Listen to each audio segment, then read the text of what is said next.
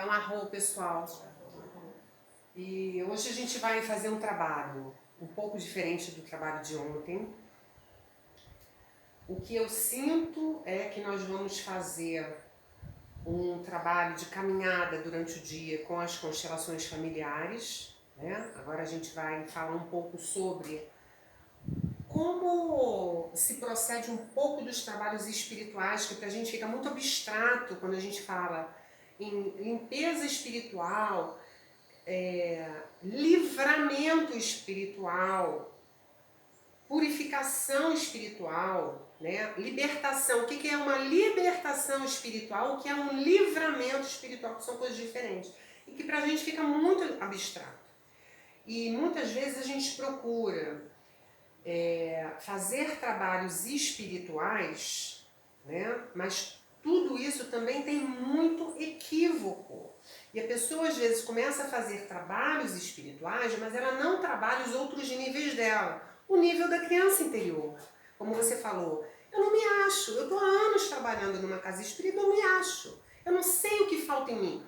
Falta a criança interior, falta o seu eu, falta curar dores traumáticas da tua infância, talvez do processo de gestação. Como foi falado aqui também, eu questiono sempre os trabalhos espirituais. Tem algo em mim que quer ir, mas quando eu chego eu fico com preconceito. O que tem a mãe aí por trás, a avó por trás, o olhar de uma avó, aí tem, no teu campo tem o olhar da tua avó materna, da tua mãe, para esses caminhos espirituais, digamos assim, mais ostensivos, onde a gente trabalha mais com a espiritualidade. Eu, por exemplo, quando tinha meus 33 anos, que comecei a trabalhar numa casa espírita, kardecista, fiquei lá um ano e pouco, era uma casa que era mais voltada para estudos, e lá eu dava passe e trabalhava em outros setores. Mas eu sentia dentro do meu coração, no meu corpo, uma necessidade muito grande de incorporar. Eu gosto de incorporar, adoro incorporar, acho divertido incorporar. Gosto de trabalhar com a vibração dos guias, dos trabalhadores de luz. Então é uma coisa que eu gosto e me dá alegria. Então eu fui procurar um lugar onde eu pudesse. E nesse lugar eu comecei a trabalhar o passe nas pessoas com o reiki que eu já fazia. Eu misturava tudo, sempre misturei tudo. Tudo que a gente vai aprendendo, que é bom, que a gente gosta, que nos dá vida, saúde e alegria, a gente vai passando no nosso trabalho. Né? Na nossa presença, na nossa fala, na nossa roda, tudo que está dentro de nós. A gente está emanando o que tem dentro de nós, não é isso? Então eu tive uma sorte de nunca ficar me questionando. Eu não tive, nessa vida eu não tive esse questionamento. Eu já vim aberta para viver o que o meu coração queria viver, né?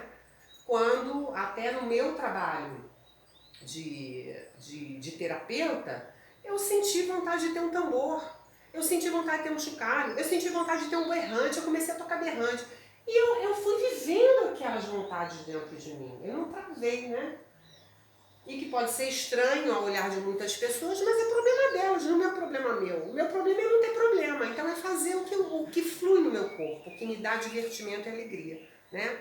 E eu acho, acredito piamente que a gente tem que viver com alegria a nossa vida, tá? Então, muitas vezes, o nosso ser, a nossa alma, nesse momento, ela quer um caminho diferente, espiritual, ou qualquer outro tipo de caminho, como um caminho, por exemplo, profissional. Você, de repente, passou 10 anos trabalhando numa profissão e aquilo se esgotou, aquele ciclo fechou.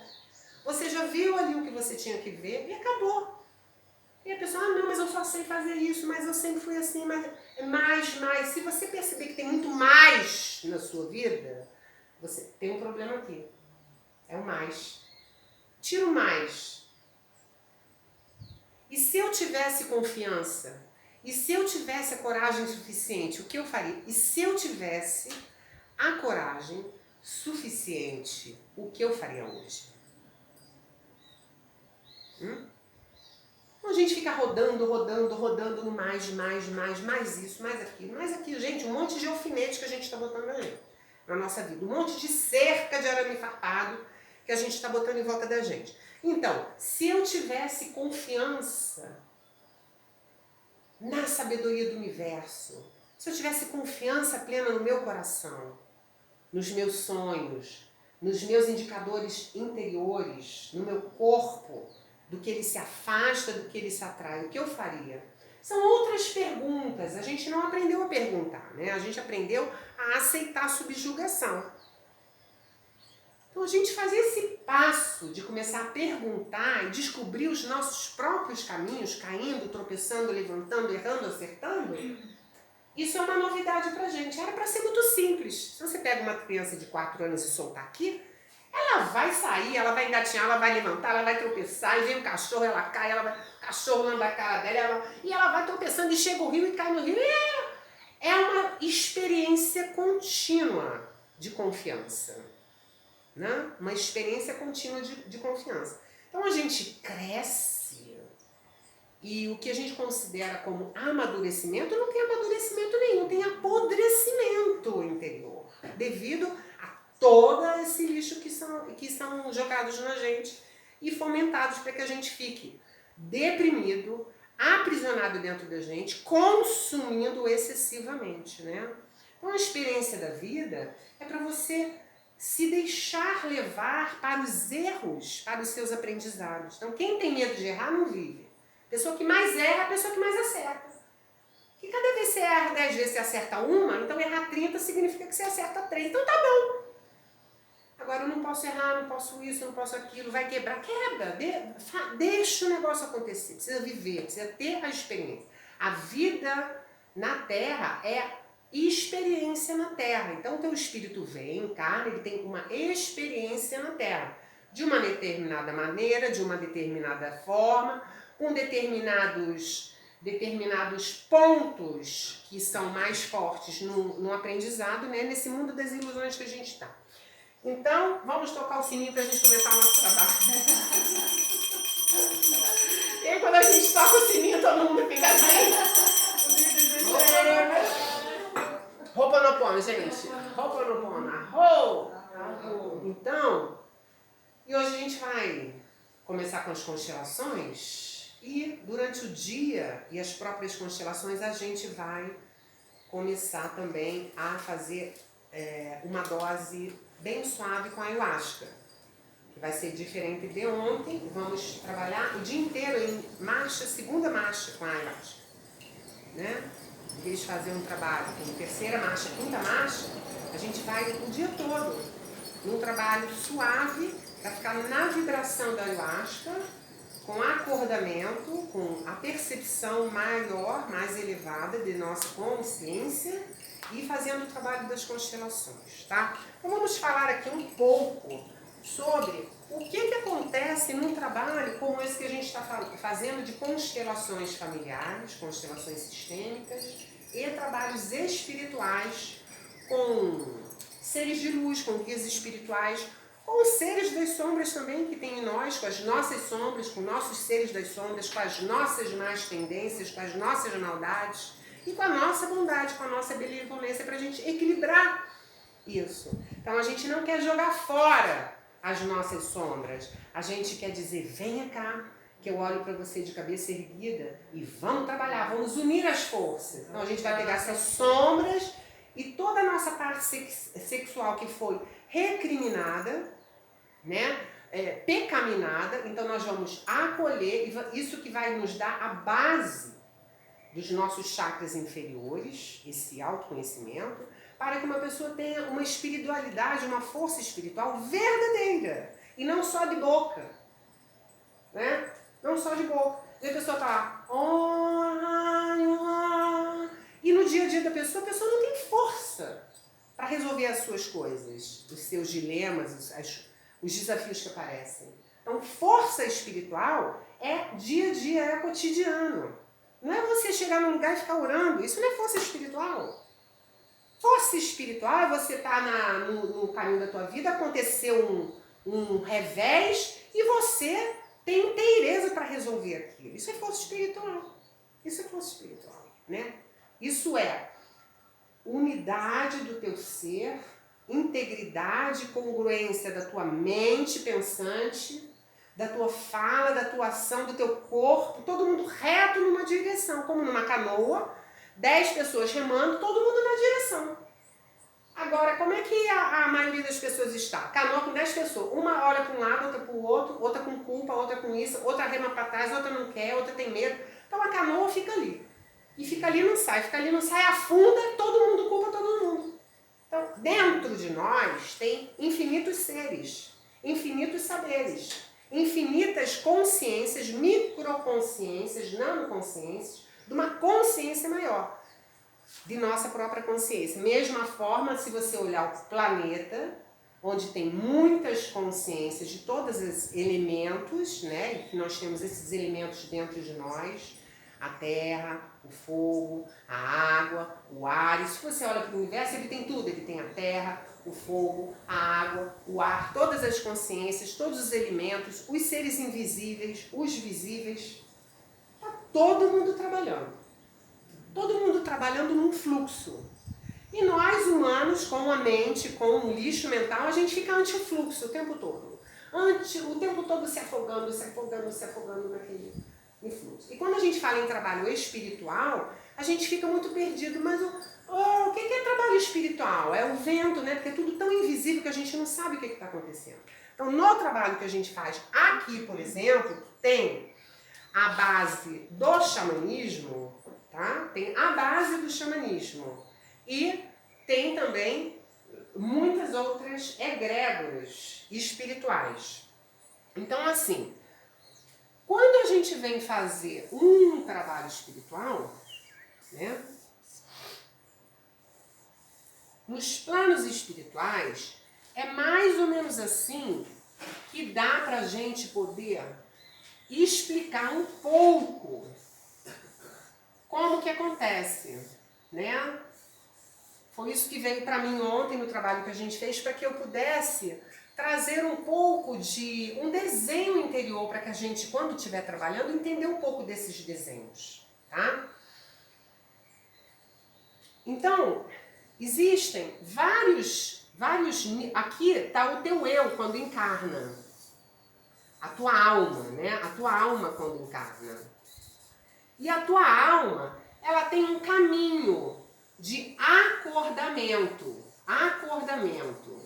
Quando a gente faz esse caminho no flip chart para cima, é óbvio que a nossa mente já está entendendo que para cima é algo de encontro, de elevação. Elevação significa encontro de si mesmo, que é o encontro de Deus. Encontro da sua sabedoria, encontro da sua certeza interior, né? Então a gente não está em encontro para subir e virar, vai ficar voando aí, não, encontro de si. Então esse encontro de si é como se a gente encarna e vai passando pelo caminho, e no caminho tem os vários níveis de apegos, tá? E o ser que a ideia é ele ir passando na vida, soltando os apegos, soltando as más tendências, soltando, não se identificando, ele muitas vezes, a maioria das vezes, ele entra nessas malhas, isso aqui são malhas espirituais, malhas de apegos. Então uma pessoa, por exemplo, que está com problema financeiro, ela está nas malhas dos apegos financeiros. Está na malha da ignorância, né? Porque ela não sabe que é dando que se recebe. Mas se ela souber, ela não vai fazer, porque ela tem apego, então ela não vai dar. Então ela fica num ciclo vicioso. Ela fica como se fosse num andar, numa dimensão, você é presa numa dimensão. No xamanismo a gente chama isso alma fragmentada presa no mundo subterrâneo, por exemplo, né? E ela fica ali presa e fica cega para esse caminho aqui. Então, por exemplo, quando a gente vai fazer um trabalho espiritual desse tipo que a gente está fazendo aqui, acontecem vários tipos de descolamentos, retiradas desses nós, que muitas vezes a pessoa está aqui e ela está presa. A gente usa muito a metáfora da teia da aranha, não é? Quando o inseto se prende na teia da aranha, ele fica ali preso, ele não consegue se prender, se soltar. Por que a gente fica preso na teia da aranha espiritual? Nessas malhas informacionais de frequências espirituais. Por ignorância, né? Por apego, o não perdão. Então, esses conteúdos, eles prendem a gente num ponto de vista. Eu estou certo. E a pessoa fica ali, certo dentro do buraco. Anos. Tá certo, eu tô certo. Né? Então aqui, por exemplo, é uma malha dimensional. São várias dimensões. Isso aqui é multidimensional, né? Isso aqui é um desenho muito primário, só pra gente entender um pouco. Então, num trabalho como esse que a gente fez, de consciência, você desdobrado, né? Eu desdobrada, trabalhando também com os seres desse trabalho, desse próprio egrégora, você no trabalho de mente expandida, você aqui é descolado com a autorização de todos os planos superiores, o que for permitido e possível, dentro do que puder e do seu merecimento. Merecimento é o caminho que a gente faz, né? Muitas vezes a pessoa que está querendo acordar, mas por conta. Então ela tem o merecimento dela de acordar como todos, mas por conta de uma falta de conhecimento, ela não acorda. Então uma falta de conhecimento é só isso. Então, né? Isso é um trabalho de libertação espiritual, né? Livramento espiritual já é quando a gente tem um karma forte e a gente tem um determinado destino na nossa malha, um destino mais pesado, e por conta das nossas ações de perdoar, de soltar, de agregar, de servir, a gente ganha méritos. E nesses méritos é possível a gente amenizar determinados karmas, né? Amenizar ou até diluir, dependendo do caminho que a pessoa toma, né? Então eu já pude assistir espiritualmente esses trabalhos também. Como o próprio karma é escolhido pela própria consciência da pessoa, né? Não tem essa coisa, que Deus... A própria pessoa escolhe para ela tantos anos, tantas vidas, tanto isso que ela quer passar de determinada forma para ela poder se perdoar. E a gente só se perdoa quando a gente perdoa a tudo e todos e qualquer circunstância na nossa vida. Por isso que o perdão é regra geral para quem quer ser feliz. Quem quer a vida andando, quem quer saúde, prosperidade, alegria, força, vitória na vida e glória, precisa perdoar. É só por isso. É uma questão de inteligência perdoar. É uma questão de inteligência, de matemática, porque o universo é matemático. Você conhece a matemática do universo, você sabe fluir nele, né?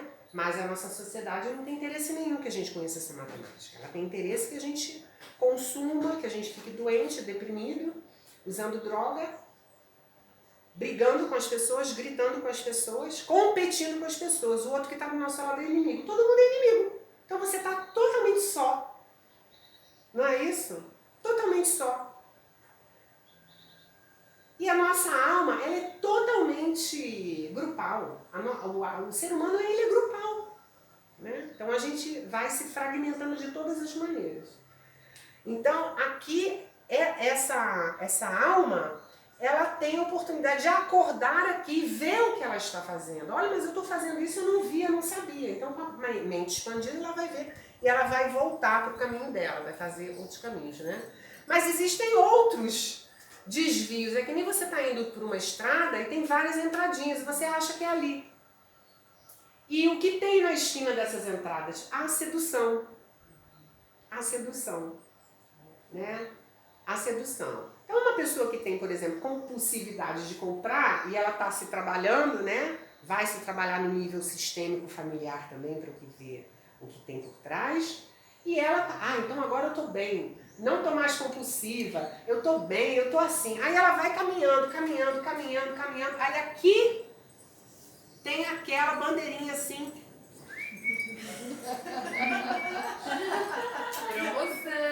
Promoção! Leve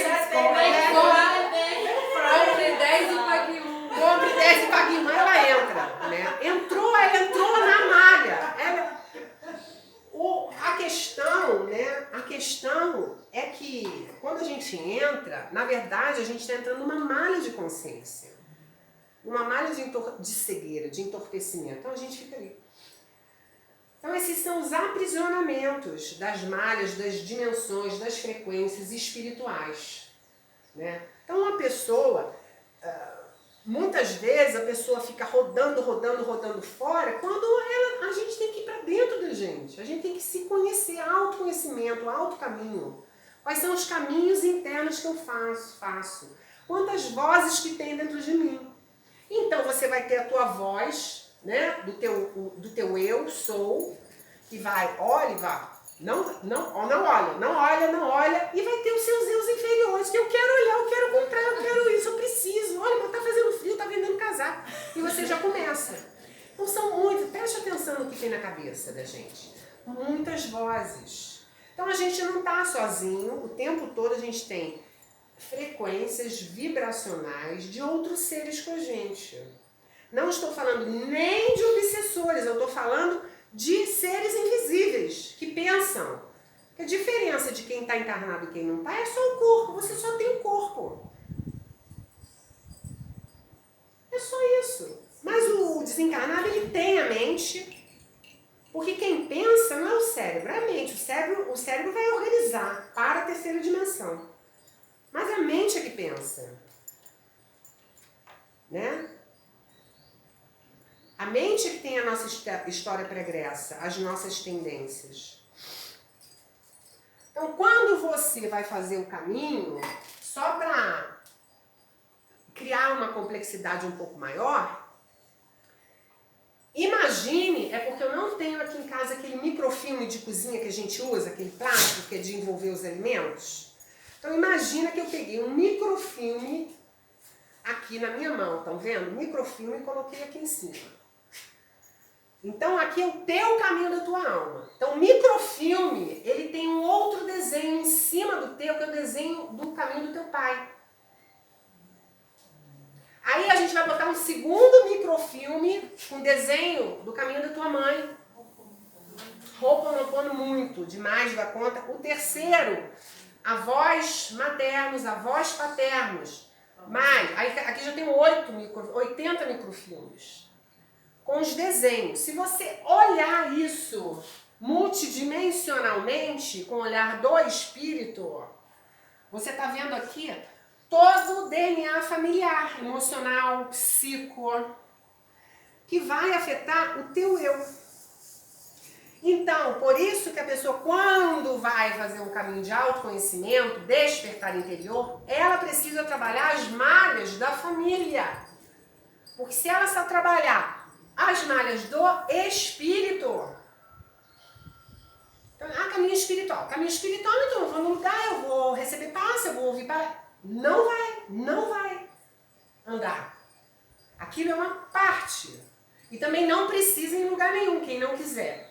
Eu, por exemplo, hoje não tenho religião nenhuma, não vou a lugar nenhum há mais de 20 anos. Meu coração é meu guia. Né? Então a gente não precisa, você pode, se quiser, se aquilo te der alegria. Mas muitas religiões já viraram instituições de fomentar a culpa. Então quanto mais culpado e com medo você se sente, mais você vai lá. Então, ok? Caminho de autoconhecimento, caminho de alegria, leveza, desabrochar, vontade própria e o que você gosta de fazer. Então procure o que você gosta de fazer. Seja num templo, ou seja na floresta, seja no altar na sua casa, seja sentado numa cadeira que não tem nada, seja com incensos com vela ou sem incenso sem vela. Tá tudo dentro de nós. Essas coisas são maneiras da gente materializar uma oração, uma lembrança, né? Porque se eu olho um altar, se eu olho uma imagem, eu tenho uma lembrança do que eu amo dentro de mim, que é Deus, deusa. São lembranças. Não adianta um altar vazio, cheio de imagem, de um vazio interior. Então, compreendem como que a gente está perdido nisso tudo? Então, é um consumo. É consumo também. Consumo. Né? Então eu vou fazer um altar. Agora virei espiritual, vou fazer um altar. A pessoa compra tudo, gasta todo o dinheiro, faz dívida para montar um altar. Isso é espiritual? Não. Isso é totalmente egóico. Ah, essa religião eu não gostei. Joga tudo fora, vou comprar outra. Agora vou montar o do Dudu. Daí gastou todo o dinheiro, endividou para montar agora o do outro. A da outra religião. Então a pessoa está presa numa malha e não está vendo. Está achando que está vendo. Então, esse mundo aqui da Terra que a gente vive é um mundo que a gente está achando. A gente acha um monte de coisa. Acha o tempo todo. E poucas vezes faz alguma coisa realmente integrado com o nosso ser. Por isso que a gente precisa trabalhar as malhas da família, para a gente ver as tendências. Será que é você que tem preconceito? Ou era a sua mãe? Ou era a sua avó? Não era eu, era ela. Vovó, eu entrego para você. Agora eu vou no lugar onde eu quero, do jeito que eu quero. Vou me divertir. Eu vou experimentar. Se eu não gostar pela minha própria observação, eu vou largar. E se eu gostar, eu fico. É uma liberdade interior. E muitas vezes a gente está preso nas malhas familiares sem perceber. Né? Então, a questão da dor de cabeça que a gente estava falando, vamos falar aqui. Então, aqui tem vários microfilmes, tá? Multidimensionais, com as nossas tendências familiares. Por quê? Só um minuto. O que um familiar não entrou em contato e não resolveu em si, vai passando para os descendentes. Então aqui hoje a gente tem muita informação que são dos nossos antepassados, que de alguma maneira não puderam entrar em contato. E quando a gente entra e cura, a gente está cuidando essa malha dos nossos antepassados e a malha dos nossos descendentes. Então por isso que quando cada um encontra o seu lugar na família de força, todos à nossa volta encontram o seu lugar de harmonia. E através da consciência acordada de cada um de nós, a gente vai proporcionando um campo, uma vibração que vai acordando a família. Né? Isso não significa que você tenha que acordar a sua família. Não é isso. Não é querer, eu vou fazer para... Não, você vai fazer para você. Porque você é a sua família. Você é a sua família. Você não está separado. Fala. Eu ia perguntar que por causa desses microfilmes é que a gente vai se perdendo. Porque vai virando para trás e aí vai angariando os destinos dos nossos antepassados, é isso? Isso. A gente vai misturando tudo. Então a gente pode falar seguramente que 95% das nossas escolhas não são nossas. São dos olhares dos nossos antepassados que estão dentro de nós, que estão olhando através do nosso olho. Então imagina vários filmes aqui atrás do meu olhar para dentro, né? E vai, toda aquela cadeia de pensar, maneira de ver a vida, o mundo, o pensamento, a intenção passa através de minhas vontades. Então eu não tenho vontade nenhuma. Não tenho vontade nenhuma. Né? Então é um empilhamento de crenças para trás. Uma vez, uma participante dos trabalhos que tinha tem um dom de pinturas, né? Falava, não consigo pintar. Eu falei, não, nossa, mas você é uma artista plástica. Né? Vamos trabalhar nessas malhas. Então ela pintava coisas espirituais, mandala, eu pinto até hoje mandalas e tudo. E ela tinha uma avó, que ela foi criada por essa avó, e essa avó era extremamente rígida com uma determinada religião que não aceitava nada que não fosse daquilo. Então essa avó, ela estava se sentindo extremamente culpada por esse olhar da avó. Então a gente entrega para a avó o olhar que é da avó, deixa a menina com o olhar dela para que ela siga. Hoje ela trabalha com isso, um trabalho maravilhoso que ela faz com esse tipo de artesanato totalmente espiritual, né? Que leva para a casa das pessoas aquele portal que fica emanando para as pessoas ali. E o que a gente estava falando da dor de cabeça, do caso específico, nas malhas sistêmicas familiares, e nós temos aqui a mãe e o pai, né? A mãe e o pai. E a criança, ela tem direito à mãe e ao pai. Cada criança tem direito pleno a seu pai e a sua mãe. Então, por exemplo, nesse caso aqui, que houve uma discórdia entre os dois, né, entre essa mulher e esse homem, que são pais da criança. Mas aqui, entre eles dois, existe briga, raiva, ódio, exclusão. Eu sou melhor do que você é pior do que eu. Você não pode nunca ser igual a seu pai, porque seu pai foi mal, seu pai foi ruim, seu pai foi errado, foi isso, foi aquilo, foi aquilo, foi aquilo. Ho'oponopono, gente, olha quanta fumaça que tem ali na salva. Então, essa mãe, de alguma forma, ela está dizendo, ela está comunicando ao filho, fale ou não, fale verbalmente com esse filho ou não, ou se ela sentir isso, ela está comunicando ao filho que ele é só metade. Ele é só metade a mãe, ao que é bom, o que é perfeito, que ela é boa, que ela é perfeita. E esse filho fica sem a metade do pai. O que esse filho vai fazer? Ele vai incluir o pai com o destino difícil do pai. Né? Então esse filho está sempre com dor de cabeça. Ah, meu pai morreu com dor de cabeça, tinha problemas na cabeça e faleceu. Então ele está dizendo, papai, eu amo você. Você também. Por isso que olha como eu amo você. Eu faço como você. Eu sou igual a você. Papai, eu sou igual a você. Né? Então, aqui, o que acontece nessa dinâmica?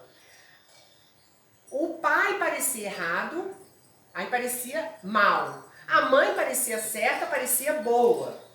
Né? Então, o filho, uma parte dele, fica a favor da mãe, contra o pai. Aí ele puxa a dor de cabeça do pai. E quando ele fica a favor da mãe, foi a mãe que acabou fazendo ele ficar contra o pai. Então ele fica com raiva da mãe, num nível mais profundo. E nesse nível mais profundo, com raiva da mãe, ele não faz dinheiro. Compreendeu? A dinâmica? Combina? Combina? Combina. Então isso aqui é uma dinâmica sistêmica. É diferente da dinâmica espiritual. Então a gente tem que trabalhar